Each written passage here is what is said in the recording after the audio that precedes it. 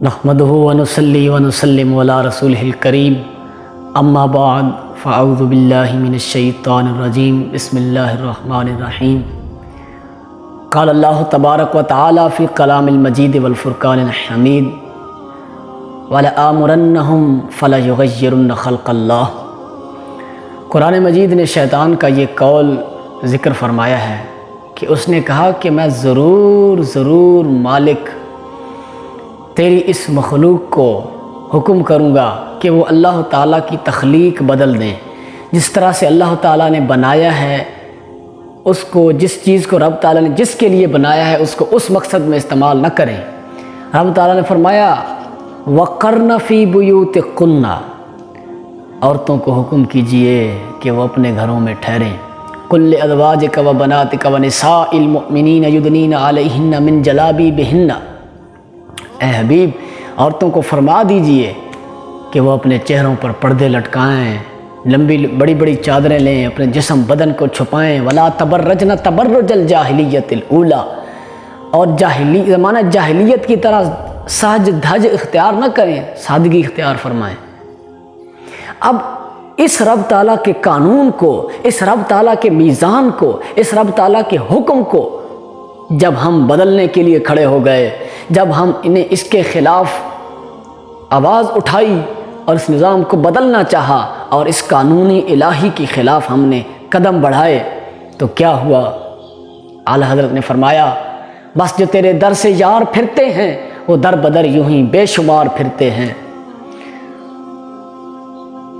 وہ در جو چھوڑ دیا، وہ حکم جو چھوڑ دیا، تو زمانے کا سارا تقدس، معاشرے کی ساری اچھی عادات اور معاشرے کی ساری پاکیاں ہم نے ختم کر دی۔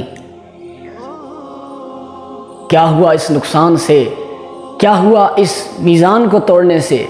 دیکھو اللہ تعالیٰ کا جو دین ہے، اللہ تعالیٰ کے جو احکام ہیں وہ فطری احکام ہیں، اور اسلام دین فطرت کا نام ہے۔ جب گوشت کو کھلے عام سڑک پہ رکھ دیا جائے گا تو اس پر کتے آئیں گے، درندے آئیں گے، تو پھر یہ نہیں کہا جائے گا کہ یہ کتے کیوں آ رہے ہیں، یہ تو فطرت ہے۔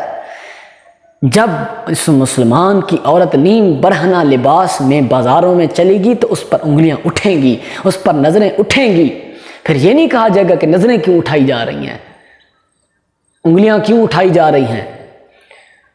پھر میرے دوستو، جس ذات کو رب تعالیٰ نے جنت کی حوروں سے تشبیہ دی ہے، حور مقصورات فی الخیام، کہ گویا کہ وہ تو حوریں ہیں پردوں میں خیمہ نشین۔ اگرچہ یہ آیت جنت کی حوروں کے لیے ہے، لیکن وہاں بھی یہی حکم ہے وَقَرْنَ فِي بُيُوتِكُنَّ۔ جنت کی حور تو کیا، جب مسلمان بی بی فاطمہ الزہرا کی سیرت پر عورت جب چل پڑتی ہے تو وہ جنت کی حور کیا، جنت کی حوروں سے بھی بلند مقام پا جاتی ہے۔ اور پھر ہم نے کیا کیا اپنی عزت کو؟ دیکھو آج مسلمان کی بیٹی کی عزت اتنی رہ گئی ہے کہ وہ جناب گاڑیوں میں اور جہازوں میں لوگوں کو چپس پیش کر رہی ہے اور پاپڑ پیش کر رہی ہے، گھنٹی پہ اس کو بلایا جاتا ہے۔ کہاں وہ جناب کہ محمد بن قاسم ایک عورت کی صدا پر سندھ چلے آئے تھے، اور کہاں آج کل کی یہ ماجرے۔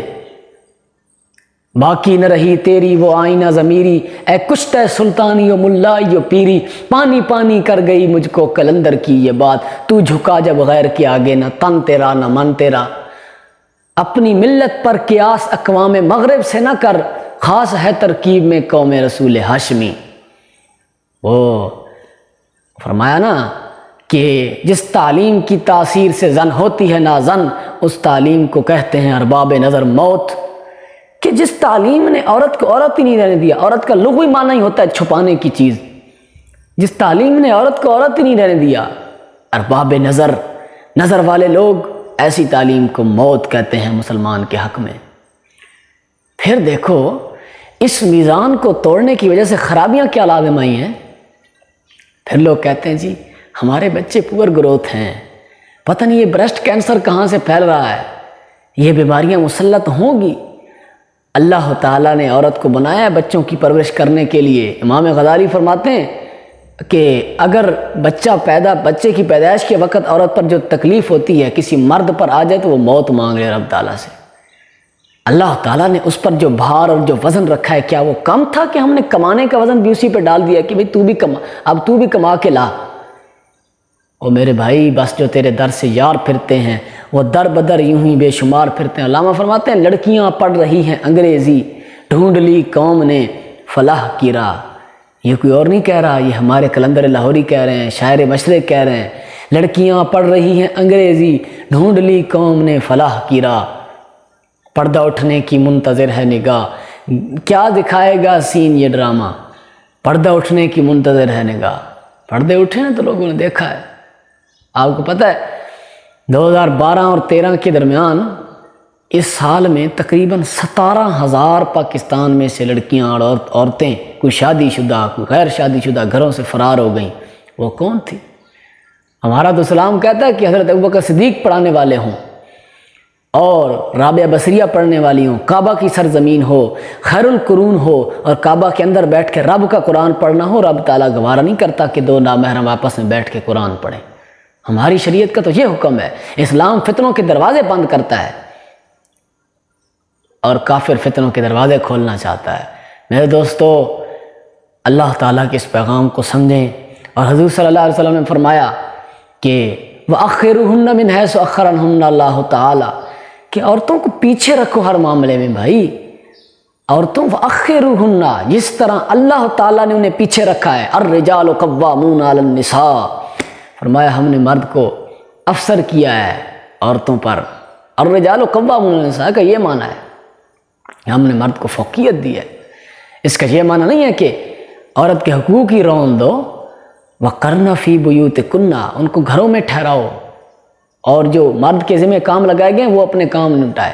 اور ایک جگہ تو حضور صلی اللہ علیہ وسلم نے یہاں تک فرما دیا کہ وَشَاوِرُهُنَّ وَخَالِفُهُنَّ، کہ عورت ناقص العقل چیز ہے، اس سے مشورہ کرو اور پھر اس کے مخالف کرو اور اس کی پھر خلاف کرو، نجات پا جاؤ گے۔ اللہ تعالیٰ ہمیں عمل نصیب فرمائے۔ اللہ تعالیٰ اس میزان کو برقرار رکھنے کی توفیق عطا فرمائے۔ وَمَا عَلَيْنَا إِلَّا الْبَلَاغُ الْمُبِينُ۔